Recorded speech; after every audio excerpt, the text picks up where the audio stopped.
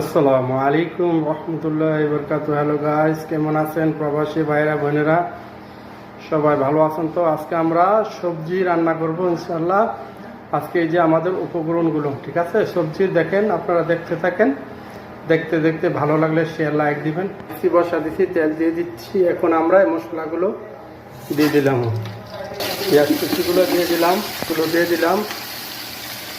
মরিচগুলো দিয়ে দিলাম, হালকা লবণ দিয়ে দিলাম, পেঁয়াজ লাল হয়ে গেছে, রসুন দিয়ে দিলাম 1-2 চামচ। এই যে মশলাগুলো পানি দিয়ে দিলাম, পেঁয়াজ লাল হয়ে গেছে, এখন মশলাগুলো দিয়ে দিলাম। এখন চিনগুলো দিয়ে দিচ্ছি, আলুগুলো দিয়ে দিচ্ছি, সবজি।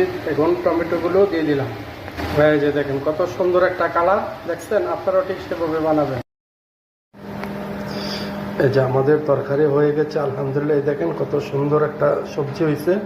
ঠিক আমি যেভাবে বানাইছি আপনারাও ঠিক সেভাবে বানাবেন, দেখবেন রুটি দেখান, ভাত দেখান, একদম হেভি টেস্ট হয়েছে আলহামদুলিল্লাহ। একদম মশলা কম দিছি। আপনারাও সবাই শেয়ার এবং সাবস্ক্রাইব এবং ফলো দিবেন। আসসালামু আলাইকুম রহমতুল্লাহি